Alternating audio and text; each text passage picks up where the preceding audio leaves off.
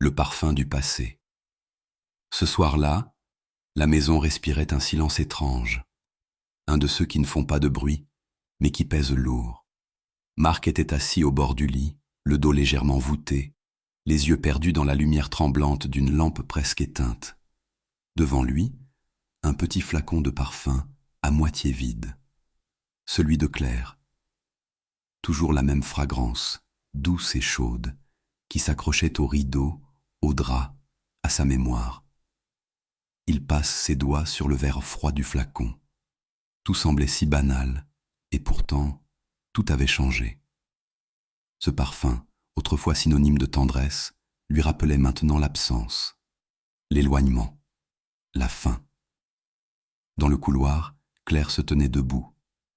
Elle le regardait en silence, hésitant à entrer. Elle savait qu'il savait. Mais aucun d'eux n'avait le courage d'en parler. Leur amour s'était transformé en un champ de bataille silencieux où chaque mot pouvait devenir une arme, chaque regard une blessure. Depuis des semaines, ils vivaient côte à côte comme deux étrangers. Des repas partagés sans un mot, des nuits froides où même les draps semblaient les séparer. Ils ne criaient plus, ils ne se blessaient plus. Et c'était peut-être ça, le plus douloureux, l'indifférence qui remplace la colère. Claire finit par entrer. Elle posa sa main sur son épaule. Il sursauta. Ce contact, autrefois familier, lui fit l'effet d'une brûlure. Elle essaya de sourire, maladroitement. Marc, sa voix tremblait. Il ne répondit pas. Il resta là, figé, comme s'il attendait une phrase qu'elle ne dirait jamais. Alors elle tenta de justifier son absence. Le travail, tu sais, ces derniers temps, c'est compliqué. Mais il ne répondit toujours pas. Parce qu'il savait que ce n'était pas le travail. Il savait qu'elle n'était plus tout à fait là. Et pourtant, il continuait à espérer. Un mot, un geste, une preuve que tout n'était pas encore perdu. Leurs regards se croisèrent enfin. Il y avait dans ses yeux à elle une fatigue immense, et dans les siens, une résignation douce amère.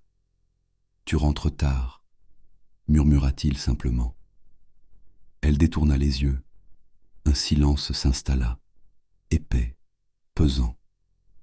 Le genre de silence qui dit tout ce qu'on ne veut pas entendre. Marc se leva, attrapa le flacon de parfum et le tendit vers elle. « Il ne reste plus rien, tu vois, » dit-il calmement. Elle baissa les yeux. Il ne parlait pas du parfum, et elle le savait. Alors ses larmes montèrent sans qu'elle puisse les retenir. Pas des sanglots bruyants, des larmes silencieuses, discrètes, comme celles qu'on verse quand on comprend qu'on a tout gâché. Il posa doucement le flacon sur la table, prit sa veste et se dirigea vers la porte. Avant de sortir, il s'arrêta un instant, tourna légèrement la tête, comme s'il voulait dire quelque chose, mais aucun mot ne vint. Il quitta la maison, laissant derrière lui l'odeur du parfum et un vide que rien ne comblerait. Claire resta seule. Elle s'assit sur le lit, les mains tremblantes, et regarda le flacon. Elle le porta à son visage, respira profondément, comme pour retenir un souvenir avant qu'il ne disparaisse. Dans le miroir, elle vit son reflet, ses yeux fatigués, ses traits tirés, ce visage qu'elle ne reconnaissait plus. Elle aurait voulu qu'il crie, qu'il s'énerve, qu'il lui reproche tout, parce qu'au moins, cela aurait voulu dire qu'il l'aimait encore. Mais il n'avait plus la force. Cette nuit-là, elle s'endormit seule, le flacon posé près de son oreiller. Et dans la chambre flottait encore son parfum, mélange subtil de regret, de tendresse et de mensonge.